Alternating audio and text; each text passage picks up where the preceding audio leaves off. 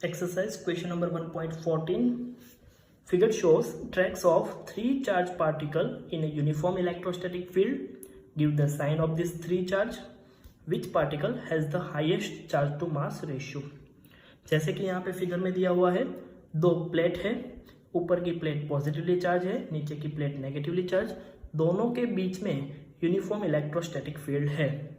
इस फील्ड में किसी 3 पार्टिकल का ट्रैक दिया हुआ है। हमें फाइंड करना है कि पहले तो इस पार्टिकल के साइन क्या होगी एंड सेकेंड हमें फाइंड करना है कि इस तीनों पार्टिकल में से किस पार्टिकल का charge to mass ratio maximum होगा। फिगर पे से हम देख सकते हैं कि particle 1 and particle 2 positively charge plate की ओर अट्रैक्ट हो रहे हैं और नेगेटिवली चार्ज प्लेट से रिपेल हो रहे हैं। दैट मीन्स हम ऐसा बता सकते हैं कि पार्टिकल 1 एंड 2 नेगेटिव साइन के होंगे, इसी वजह से वो पॉजिटिव की ओर अट्रैक्ट हो रहे हैं और नेगेटिव से रिपेल हो रहे हैं।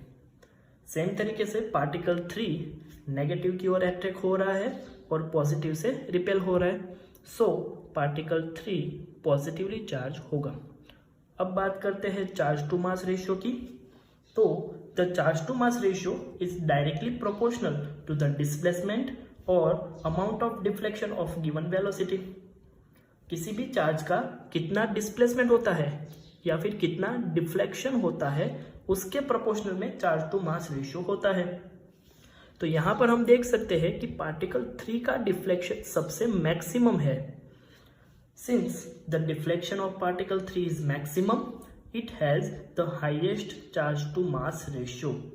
सो पार्टिकल 3 का चार्ज टू मास रेशियो सबसे मैक्सिमम होगा क्योंकि इसका डिफ्लेक्शन सबसे ज़्यादा है।